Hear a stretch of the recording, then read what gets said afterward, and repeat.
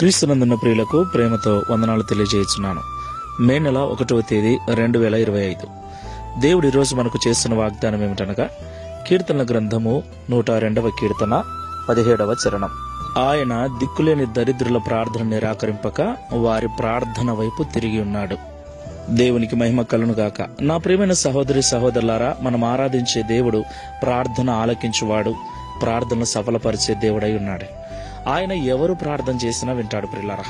అయితే లోకంలో ఎవరైతే దీనులై దరిద్రులై అందరి చేత త్రోసివేయబడి వెలివేయబడిన స్థితిలో ఉంటూ దేవునికి మొరపెడుచున్నారో వారి ప్రార్థన ఆయన ఎన్నడూ నిరాకరింపక వారి ప్రార్థన ఆయన అంగీకరించేవాడై ఉన్నాడు. దేవునికి మహిమ కలుగును గాక. అవును ప్రియులారా, అందరి చేత త్రోసివేయబడి ఒక్క పూట కూడా సరిగ్గా తినటానికి ఆహారం లేనటువంటి దరిద్రుడైనటువంటి లాజరును దేవుడు ప్రేమించాడు. అతడు ధనవంతుని యొక్క ఇంటి వాకిట పడి ఉన్నాడు. ధనవంతుడు ఒక్క పూటైన ఆహారం పెట్టకపోతాడా అని. అయితే ఎంతో ధనమున్నటువంటి ఆ యొక్క ధనవంతుడు ఒక్క పూట కూడా లాజరుకు ఆహారం పెట్టడానికి మనసు లేనివాడుగా ఉన్నాడు. ఎంత బాధపడి ఉంటాడు కదా, ఎంతగా దేవునికి మొరపెట్టి ఉంటాడు కదా. తన స్థితిని బట్టి, తన యొక్క పరిస్థితిని బట్టి దేవునికి ఎంతగా విన్నవించుకొని ఉంటాడో. దేవుడు లాజరు మొర విన్నాడు, లాజరు బాధ చూశాడు.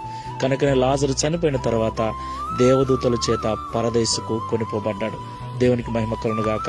ఈ మాటలు వింటున్న ప్రియ సహోదరి సహోదరుడా, నీ స్థితి బాగాలేదని, నీ యొక్క ఆరోగ్య పరిస్థితి సరిగ్గా లేదని, నీ స్తోమత బాగాలేదని, నువ్వు చదువురాని దానమని, చదువురాని వాడవని, నీకు ఉద్యోగం లేదని ఈ లోకం నిన్ను నిందిస్తూ ఇబ్బందికరంగా మాట్లాడుతూ వెలివేయబడిన స్థితిలో, నీచముగా చూడబడుతున్న స్థితిలో ఉంటే భయపడద్దు.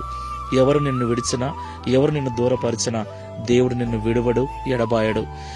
లాజరు వలె దేవునికి మొరపెట్టు, లాజరు వలె ప్రార్థన చేయి. తప్పకుండా ఆయన నీ మొర వింటాడు.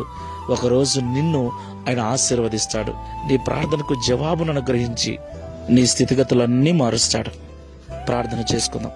ప్రేమ స్వరూపుడమైన తండ్రి, పరిశుద్ధమైన ప్రభువా, మీకు స్తోత్రాలు చెల్లిస్తున్నాం. ఈ ఉదయకాల సమయంలో మీరు మాతో మాట్లాడిన ప్రతి మాటను బట్టి వందనాలు చెల్లిస్తున్నాం తండ్రి. దీనుల యొక్క దరిద్రుల యొక్క ప్రార్థన నిరాకరింపక వారిని మీరు ఆశీర్వదించే దేవుడై ఉన్నారని, వారి ప్రార్థనలు మీరు ఎల్లప్పుడూ వినేవారై ఉన్నారని మాతో మీరు మాట్లాడినందుకు స్తోత్రాలు చెల్లిస్తున్నాం.